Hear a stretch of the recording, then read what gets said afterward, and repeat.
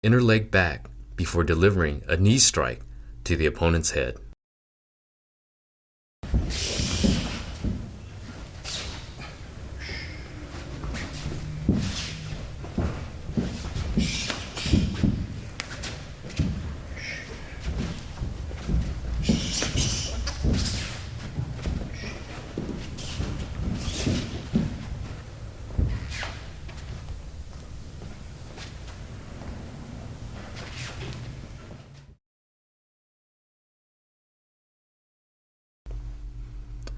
Malapet's opponent has him in a head and arm lock. This time the lock is deep, and Malapet's entire arm is trapped. Here, Malapet has to swing his arm powerfully in a circular motion in the direction of his opponent's head. Malapet must also move his body by pivoting his outer leg and moving the inner leg out in a circular motion. Notice that once the arm is swung around, it is placed on top and across the trapped arm, pushing the opponent's head down. Malapet then strikes his opponent with the knee that is closest to the head. However, either knee could be used depending on your balance.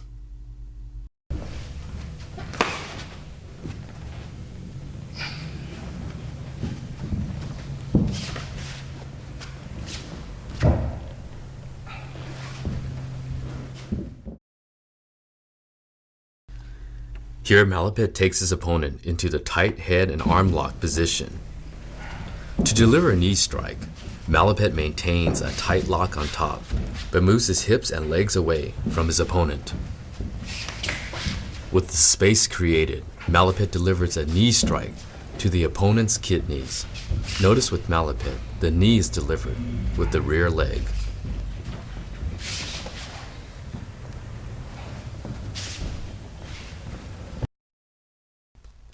This technique demonstrates a takedown from the head and arm lock position. Malapet secures the head and arm lock. He then steps behind his opponent and trips him with the stepping leg. Notice that when Malapet stepped in with the tripping leg, the other leg stays in place. Depending on his balance, Malapet may also step out with the other leg during the takedown.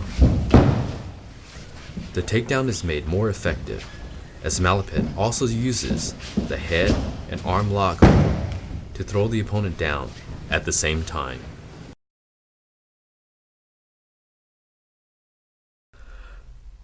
From the head-arm lock position, Malapet quickly spins around and grabs his opponent's waist from behind.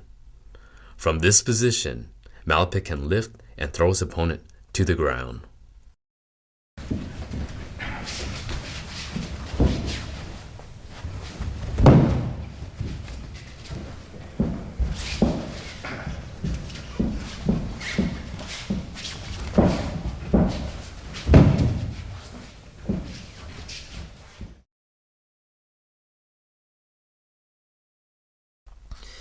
In the famous standard Muay Thai clinch, or simply known as the Thai clinch, the person who has the hold from the inside has the advantage in controlling his opponent's head and neck. Pummeling is the act of swimming your arms inside so that you will be in the position of advantage. As the opponent tries to dig or swim for the inside position, Malapet counters by circling his hands inward to parry the opponent's swim and delivers a diagonal elbow to the face. Malapet may also create more distance after the parry by pushing his opponent and stepping back with one leg to deliver a powerful long-range elbow.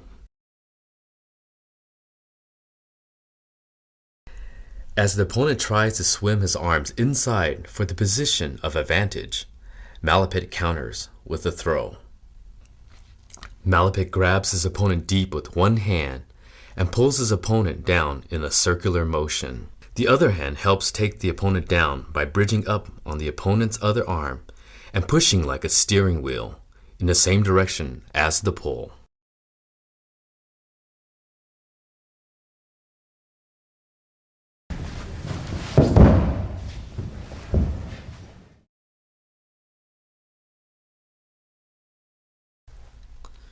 You may have seen this Thai clinch training before, where each fighter takes turn alternating the swim of each arm into the inside position to grab the opponent's head.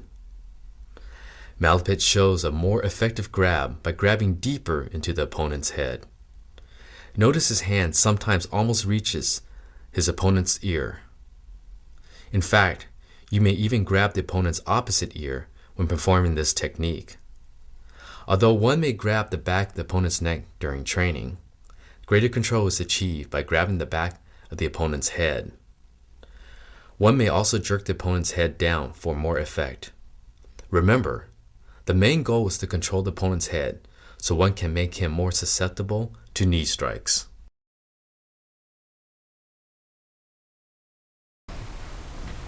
Here the opponent charges in and secures a body lock around Malapit's waist. Notice the opponent also closes in with his knees between Malapit's legs. To avoid a takedown by his opponent, Malapit spins one of his legs behind his opponent as he were throwing a roundhouse kick.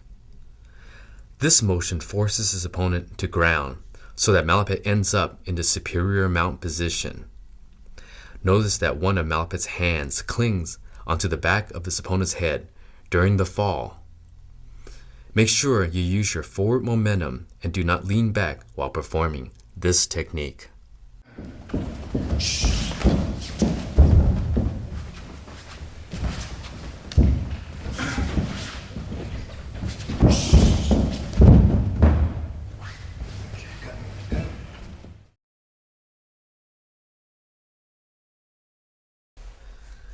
When kneeing a taller opponent from the clinch, good targets to aim for are his inner thigh and outer thighs.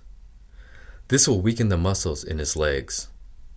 Here Malapit has his opponent in a body lock while alternating his left and right knee strikes to inner and outer thighs.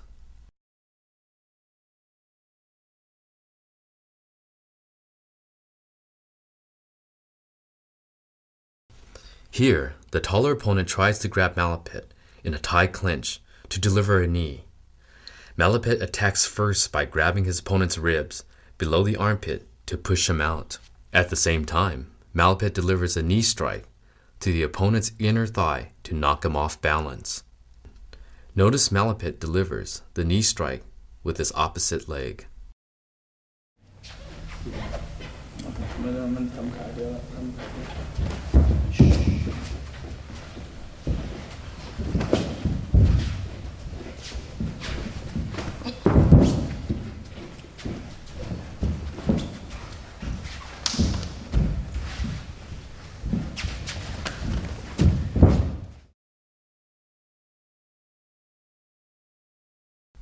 Here, the taller opponent tries to pull Malapit's head down from the Thai clinch position. Malapit counters by placing one hand behind the back of his opponent's head, right above the neck. To brush the opponent off balance, Malapit drives his arm in a circular motion while turning his body in the same direction. Notice when Malapit turns his body, the leg on the same side as his driving arm stays in place and pivots. The other leg steps back in a dragging circular motion. This motion gives more power to the driving arm.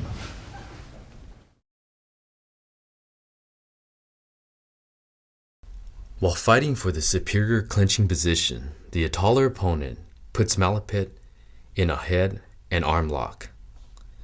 To counter, Malapit does the following. On the same side as the lock, Malapit first hooks his foot behind the opponent's knee and pushes his leg out. Notice the opponent lowers his body when a leg is pushed out. At the same time, Malapit forces his trapped arm around his opponent's head, similar to the position used in a guillotine choke. The once trapped arm is then pushed forward underneath the opponent's armpit, where it is used to flip the opponent over on his back. Notice that prior to flipping the opponent over, Malapit delivers a knee strike to weaken him. Let's take a look from the opposite side while all this is going on. From this side, Malapit simply holds onto his opponent's tricep area, which is released when flipping the opponent over onto his back.